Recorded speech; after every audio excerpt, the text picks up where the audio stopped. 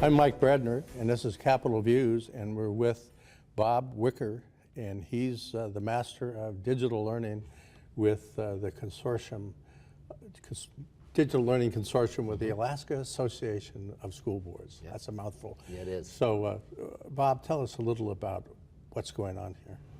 Yeah, well, the Association of Alaska School Boards started this consortium for digital learning in 2006 through an appropriation, a capital appropriation. And we went out to schools to develop one-to-one digital learning environments where every student and every teacher had a digital device. So this is a regular teacher within the classroom, and then they used them within their regular instruction. And that happened with an appropriation in 2006, 2008, and then again in 2011. So we've got about 120 schools out there who are participating in this program. Now, you devise the system. I mean, you don't run it, you devise it and teach people how to do it. Right. Well, we help guide it, and when we take on that role, it's kind of like a project manager.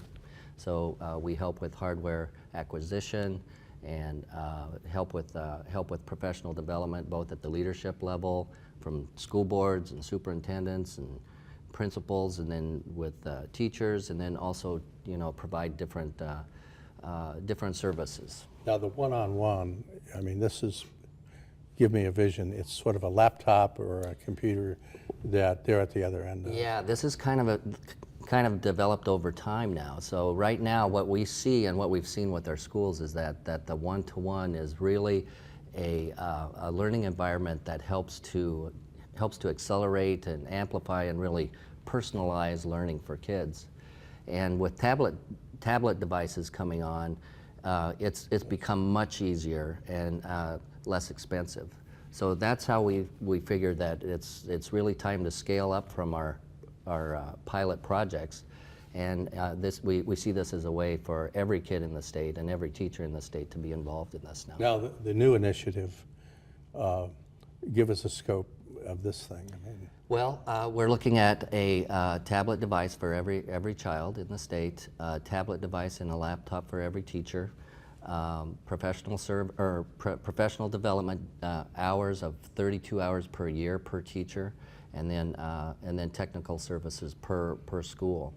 And this was in the governor's budget last year, made it through the legislature to the very end, and now we're looking for the legislature to move that ahead and give it back to the governor so he can deal with it. So now, in this sort of digital, the instructor's functioning with the student, and the students interacting with the instructors.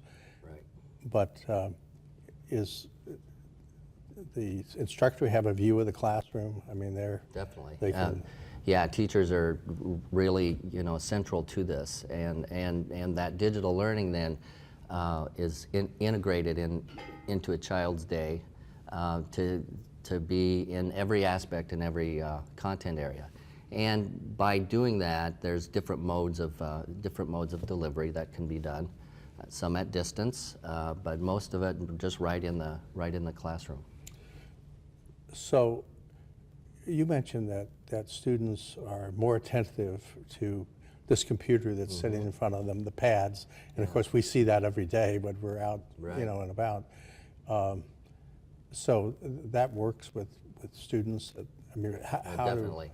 And it works with all kinds of students, not just the regular student, but ones with special needs and ones that need gifted and talented services, that kind of thing.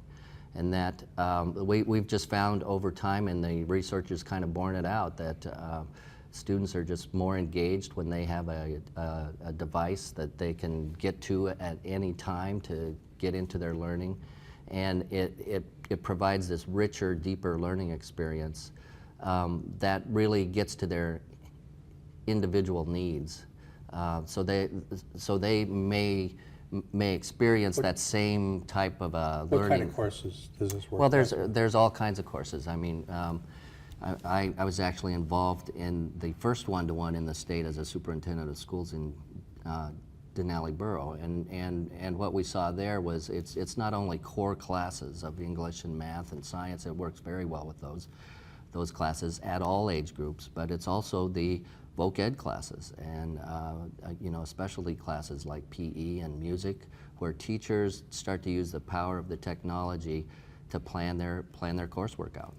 The teacher doesn't have to be a musical genius, doesn't have to have a good voice in order to teach music. Right. And well, where does this go now? I mean, Well, what we're looking to do is to, with our one-to-one initiative, is to advance that through a 4-year phase program in four cohorts of students and teachers of about 35,000 each. There's 130,000 students and about 8,300 teachers in the state, and we've worked out a funding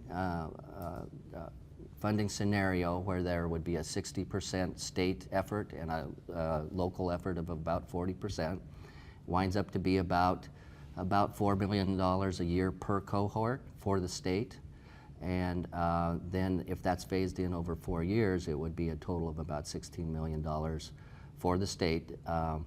And we'd be done. We'd have every kid and every teacher in the state governor has a program, but this isn't his program. So the governor's digital teaching initiative has been proposed, and that's a demonstration project of distance delivery capabilities. So that's going to affect about 5 to 10 school districts.